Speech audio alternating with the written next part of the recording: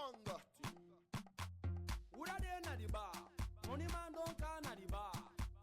Woulda dey na the bar, diamond boy don't drop na the bar. Woulda dey na the bar, money. Team Fullest, welcome back to my channel. Welcome to the of my canal. Let's make some body butter because I'm out of my body butter. So this is the ingredients I have. I have me some coconut oil, shea butter, and some tea tree oil.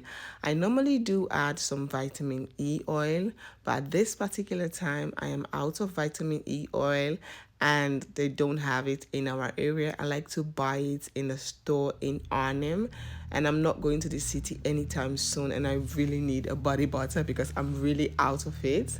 So I'm going to warm up my shea butter. The coconut oil is already melted because of the warm weather. The weather has been so beautiful, so the coconut oil is already melted. The shea butter was also not really that hard, but I really want it to be liquid so that I can mix it with the coconut oil nicely and then drop some few drop of tea tree oil to act as a preserver.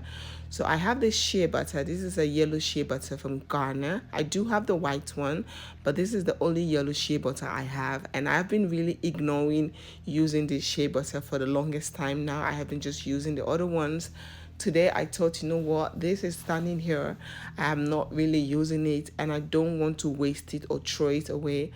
I thought, since I'm only making body butter for myself because everyone still has their own, mine is finished, I thought, let me use this one and make my body butter. And one thing that I have been doing that has really helped my skin is immediately after shower, when your body is wet, not like 100% wet, but like 50% wet, you go in with your body butter, like really moisturize your skin and then allow it for the product to absorb into your skin before going on top of it with your clothes. You know, like really go in with your body butter, really moisturize your body, and then just wait for a couple of minutes and then allow it to penetrate into your skin, allow it to like really settle down into your skin, sit into your skin properly, and then you can go in with your clothes or whatever you want to wear.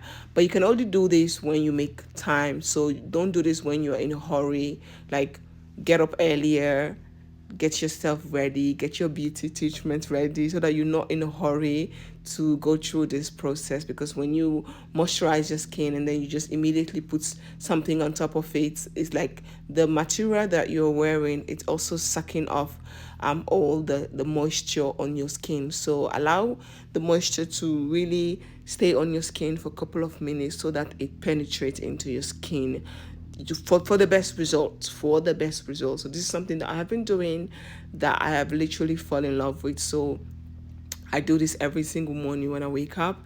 I make sure I wake up early, take shower, and then I moisturize my skin, and then I'll just play something, maybe a music or a seminar, something to just keep me motivated that morning, and then listen to that while waiting for the product to absorb into my skin.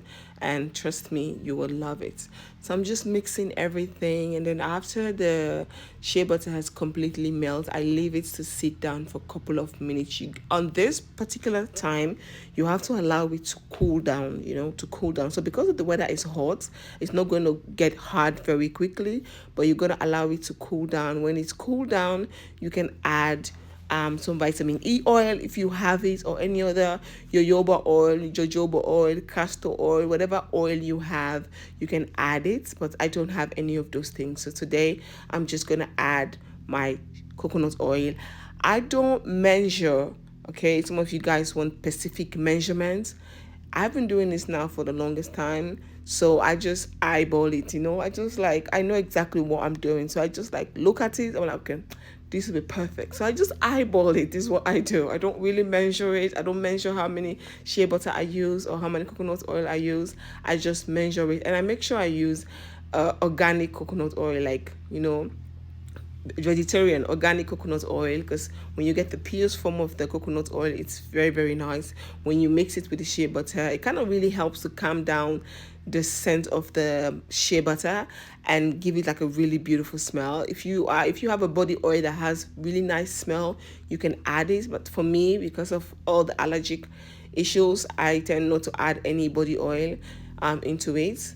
But I'm going in with some few drop of tea tree oil just to add as a preserver, because coconut oil, they are making it does have an expired date on the container, so you have to have something to add, like a tea tree oil, to act as a preserver for a little bit. So this is something that I like to do.